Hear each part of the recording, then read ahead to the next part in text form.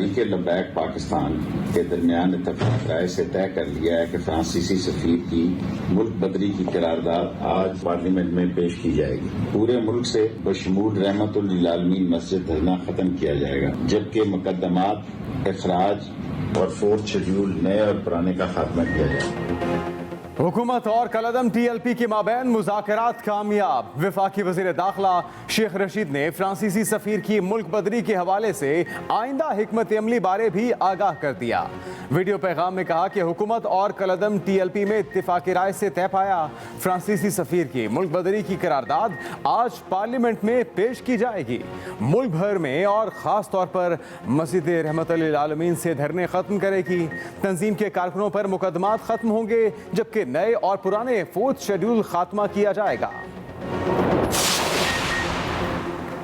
कौमी असम्बली का इजलास दोपहर 3 बजे तलब कर लिया गया। फ्रांसीसी सफीर की मुल्क बदरी के हवाले से करारदाद आज कौमी असम्बली में पेश की जाएगी।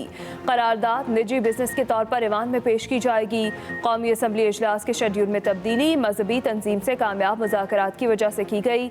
वफाकी वज़ीर दाखिला शेख रशीद ईवान को मुज़ाकरात के हवाले से आगाह करेंगे। इस दौर में जमातों को बैन किया जाता है। आपने अगर मुज़ाकरात करने थे तो कलअदम क्यों करा दिया? वज़ीर-ए-आज़म ने अगर तकरीर करनी थी, उसके अंदर हिम्मत थी, तो पार्लियामान में आकर तकरीर करता। पार्लियामान का इजलास बंद करके वज़ीर-ए-आज़म साहब ने तकरीर फरमाई, जिसका न सिर है न पैर है। मुस्लिम लीग नून ने हुकूमत और कलअदम तंजीम के दरमियान मुआहिदे को पार्लियामेंट में लाने का मुतालबा कर दिया। इस्लामाबाद में मीडिया से बात करते हुए शाहिद खकान अब्बासी का कहना था कि वज़ीर आज़म ने कल जो तकरीर की उसका सर था न पैर, किसी को कुछ समझ नहीं आया। वज़ीर आज़म को कौमी असम्बली में तकरीर करना चाहिए थी। मुल्क की हालात ख़राब हो रहे हैं लेकिन किसी को परवाह नहीं। मुज़ाकरात ही करने थे तो कलअदम क्यों करार दिया? पहले भी कहा था ये हुकूमत नहीं सर्कस है, चलती रहेगी। मकसद हम दोनों का एक ही है। वो भी ये चाहते हैं कि किसी किस्म का किसी मुल्क में किसी की जरूरत ना पड़े कि उनकी बेहुरमती की जाए। हमारा भी वही मकसद है। तो मैं आज जरा तरीक़ेकार के ऊपर बात करना चाहता हूँ। क्या फ्रांस के एम्बेसडर को वापस भेजना फ्रांस में और उनसे सारे ताल्लुकात तोड़ देना, क्या उससे ये रुक जाएगा? कलअदम TLP और हमारा मकसद एक, सिर्फ तरीक़ाकार में फ़र्क है।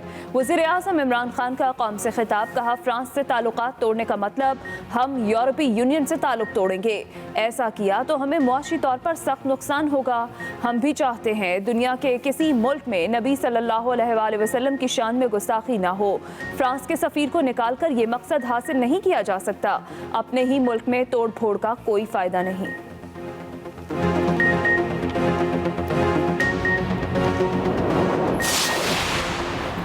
वज़ीर आला पंजाब उस्मान बुज़दार कहते हैं बदकिस्मती से अपोजिशन की बाज़ जमातों ने हालिया नाखुशगवार वाक़यात पर भी सियासत चमकाने की कोशिश की। अपोजिशन जमातों का मनफी रवैया काबिल मज़म्मत है।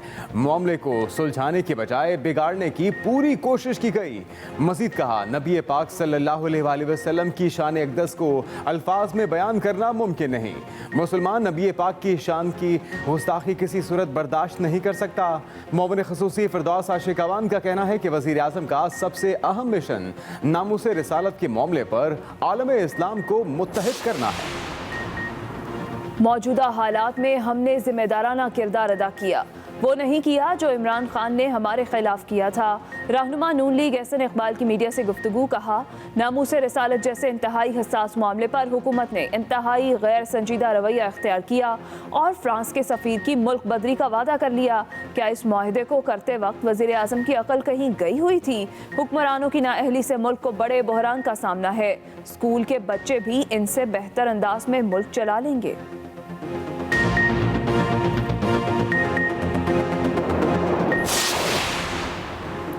लंबी कतार और घंटों इंतजार के बाद मिलने वाली मीठी मीठी चीनी के कड़वे कड़वे असरात। तिबी माहिरीन सफ़ेद चीनी को सफ़ेद जहर करार देते हैं। चीनी के मुज़र असरात और इसके मुतबादिल मीठे के हवाले से बुलेटिन में शामिल है खुसूसी रिपोर्ट।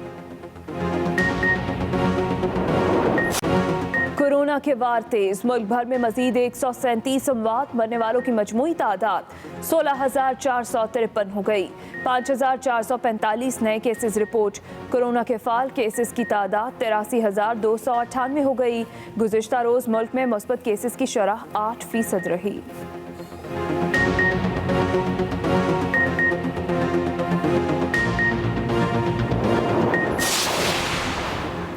सिविल एविएशन अथॉरिटी का कोरोना वबा के फैलाव को रोकने के लिए इकदाम। भारत को सी कैटेगरी में शामिल करके 23 ममालिक पर मुश्तमिल नई फहरिस्त जारी।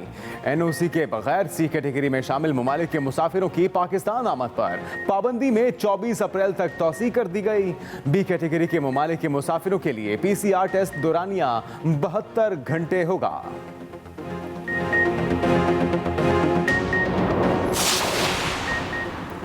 सिंध हुकूमत की NA 249 का ज़िमनी इंतखाब मुलतवी करने की दरख्वास्त। चीफ इलेक्शन कमिश्नर को मरासला लिख दिया। कहा कोरोना की तीसरी लहर खतरनाक है। वायरस के बढ़ते केसेस से अस्पतालों पर बोझ बढ़ रहा है। कॉर्नर मीटिंग्स और जलसे खतरनाक होंगे। मौजूदा सूरत हाल में ज़िमनी इलेक्शन का इल्तवा इंसानी जानों को बचा सकता है।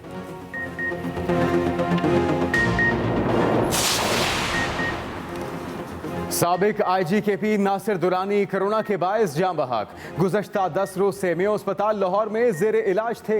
एक हफ्ते से वेंटिलेटर पर थे। वज़ीर आज़म इमरान खान का इजहार अफसोस। कहा आज पाकिस्तान एक बेहतरीन पुलिस अफसर से महरूम हो गया। तदफीन आज की जाएगी।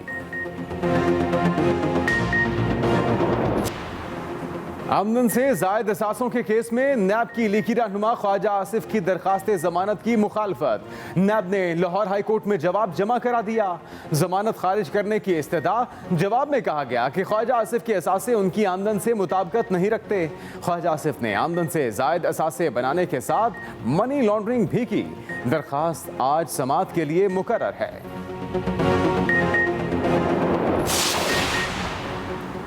कराची में नीपा चौरंगी के अतराफ यूनिवर्सिटी रोड तबाहाली का शिकार। इंतजामिया ने यूनिवर्सिटी रोड को मुतादिद मकामात पर मरम्मत के नाम पर खोद कर छोड़ दिया। सड़क पर ट्रैफिक की रवानी बुरी तरह मुतासिर। धूल मिट्टी उड़ने से शहरियों का सांस लेना दुश्वार। इंतजामी नाअहली ने शहरियों को दोहरी अजियत में मुब्तला कर दिया।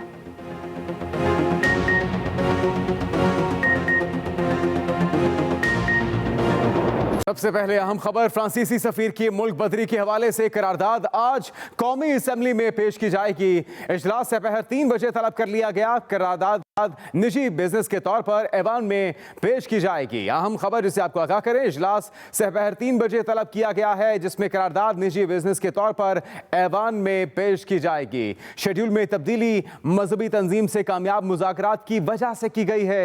इसके साथ साथ ये भी बताया गया कि वफाकी वज़ीर दाखिला शेख रशीद ऐवान को मुज़ाकरात के हवाले से आगाही देंगे। हुकूमत और कलअदम TLP के माबैन मुज़ाकरात कामयाब हो गए। वफाकी वज़ीर दाखिला शेख रशीद ने फ्रांसीसी सफ़ीर की मुल्क बदरी के हवाले से आइंदा हिकमत अमली बारे भी आगाह कर दिया।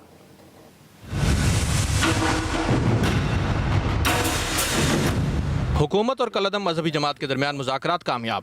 कौमी असम्बली में फ्रांसीसी सफ़ीर की मुल्क बदरी की करारदाद पेश की जाएगी।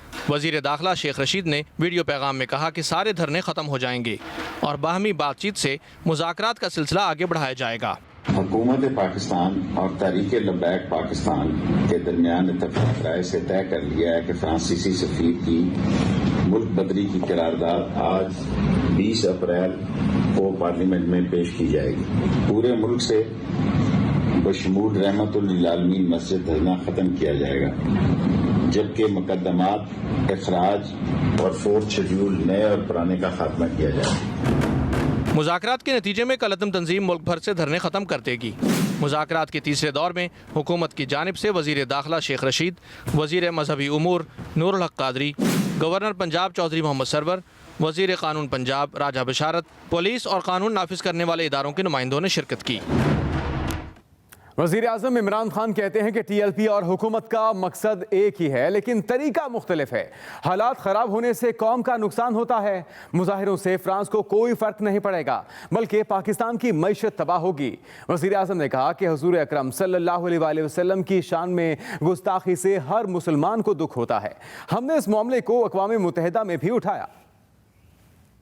मकसद हम दोनों का एक ही है, वो भी ये चाहते हैं कि किसी किस्म का किसी मुल्क में किसी की जरूरत ना पड़े क्योंकि उनकी बेहुरमती की जाए। हमारा भी वही मकसद है। तो मैं आज ज़रा तरीक़ेकार के ऊपर बात करना चाहता हूँ। क्या फ्रांस के एम्बेसडर को वापस भेजना फ्रांस में और उनसे सारे ताल्लुकात तोड़ देना, क्या उससे ये रुक जाएगा?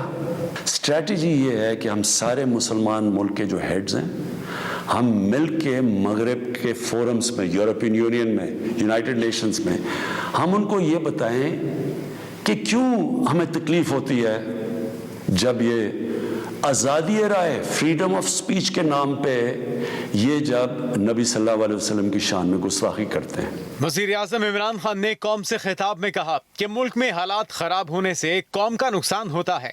4 पुलिस वाले शहीद हुए हैं, 800 से ज्यादा पुलिस वाले जख्मी हुए हैं।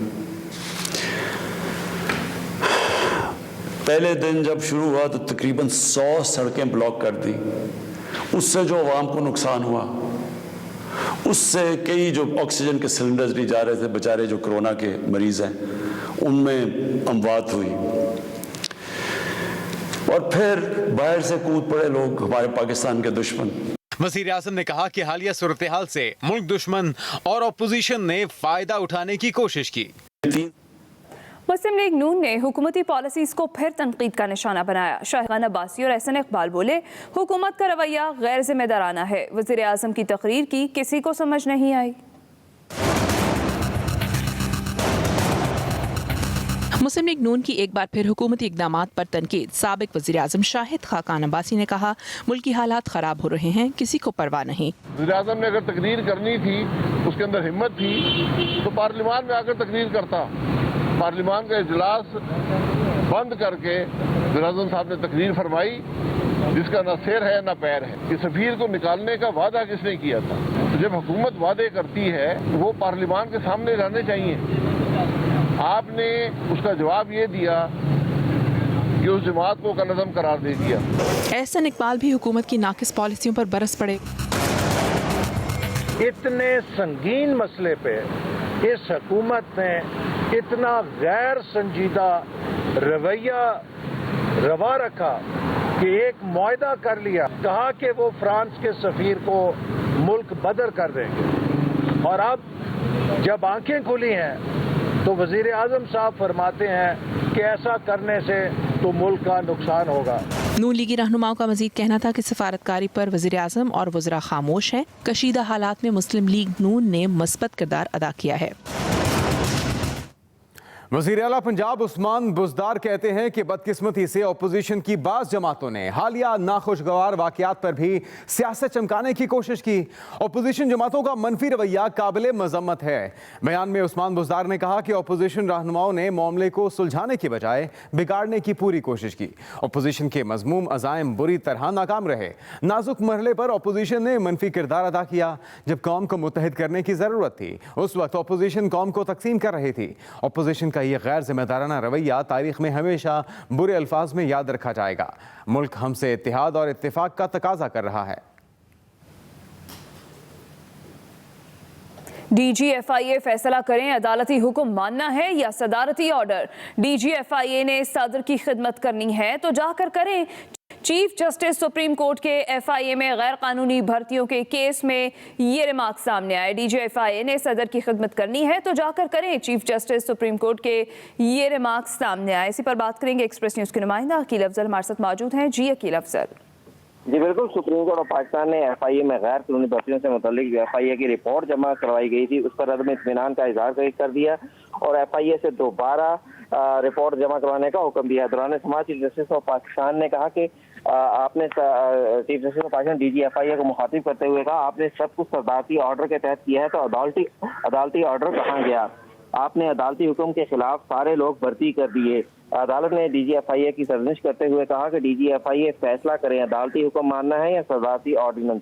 DGFIA ने सदर की खिदमत करनी है तो जाकर करें, कानून की खिदमत करनी है तो फिर अदालती फैसले पर अमल दरामद भी करवाएं। दौरान समात अदालत ने जो रिपोर्ट जमा करवाई थी उस पर DGFIA के दस्तखत भी करवाए और DGFIA को हुक्म दिया कि 1 हफ्ते के अंदर दोबारा नई रिपोर्ट जमा करवाई जाए जिसमें अदालती हुक्म पर अमल दरामद के हवाले से रिपोर्ट दी जाए, जिसके बाद केस की मजीद समात 1 हफ्ते के लिए मुलतवी कर दी गई। बहुत शुक्रिया अखिल अफसर। आमदन से जायद असासों के केस में नैब की लिखी रहनुमा ख्वाजा आसिफ की दरखास्त जमानत की मुखालफत। नैब ने लाहौर हाई कोर्ट में जवाब जमा करा दिया, जमानत खारिज करने की इस्तदा। जवाब में कहा गया कि ख्वाजा आसिफ के असासे उनकी आमदन से मुताबिकत नहीं रखते। नैब ने लाहौर हाई कोर्ट में जवाब जमा करा दिया, जमानत खारिज करने की इस्तदा भी की गई, जबकि ख्वाजा आसिफ के असासे उनकी आमदन से मुताबिकत नहीं रखते। नैब की जानिब से जवाब में यह मौक़िफ़ अपनाया गया। लाहौर हाई कोर्ट का रमजान बाजारों से चीनी के खरीदारों की लाइनें खत्म करने का हुक्म। अमल दरामद रिपोर्ट कल तलब कर ली गई। अदालत ने कहा कि हुकूमत ने जो कहा वही कीमत मुकर्रर करवा दी। आम खरीदार को 50 रुपए कीमत से चीनी क्यों नहीं मिल रही? लाहौर हाई कोर्ट में समाअत हुई इस केस की। हुकूमत ने जो कहा वही कीमत मुकर्रर करवा दी गई। अदालत की जानिब से ये कहा गया, अदालत के सवाल सरकारी वकील ने बताया कि रमजान बाजारों में 15 रुपए की सब्सिडी दी जा रही है। मोहम्मद हारून हमारे नुमाइंदे, उनसे मजीद तफसीलात जानते हैं। हारून, क्या कार्रवाई रही इस केस की समाअत के मौके पर?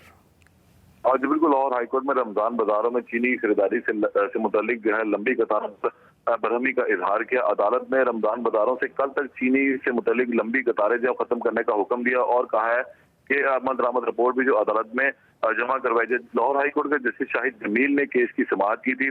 सरकारी वकील ने अदालत को बताया कि लंबी कतारें नहीं लगी हैं, लोगों को कुर्सियां फराहम की गई हैं, जिस पर अदालत ने कहा कि हुकूमत ने जो कहा वही कीमत मुकर्रर कर दी है। आम खरीदार के पास 85 रुपए में चीनी वो खरीद सकता है, उसे क्यों नहीं मिल रही? क्या लोगों को चीनी 85 रुपए में मिल रही है? अदालत ने सरकारी वकील से पूछा। अदालत ने यह भी कहा कि मीडिया पर खबरें आपके बयान से मुखालिफ हैं। अगर बात मुख्तलिफ हुई तो अफसर साहब आप याद रखें कि आपके खिलाफ तौहीन अदालत की कार्रवाई भी की जाएगी। सरकारी वकील ने अदालत को बताया कि आम दुकानों में 85 रुपए जबकि रमजान बाजार में 65 रुपए किलो चीनी मिल रही, 15 रुपए की सब्सिडी दे रहे हैं। अदालत ने रिमार्क दिए कि आपने लोगों को भिखारी बना दिया है। कितने रुपए की सब्सिडी दी जा रही है? जिस पर अदालत को बताया गया कि 15 रुपए की सब्सिडी जारी है। अदालत का ये कहना था कि 15 रुपए के पीछे आपने आवाम को भिखारी बना दिया है। रमजान बाजारों में चीनी खरीदारी के लिए लंबी लंबी लाइनें नहीं लगनी चाहिए। अदालत में हलफनामा भी जमा करवाएं कि लाइनें नहीं लगने देंगे। अदालत ने कल तक समाअत मुलतवी कर दी है। बहुत शुक्रिया।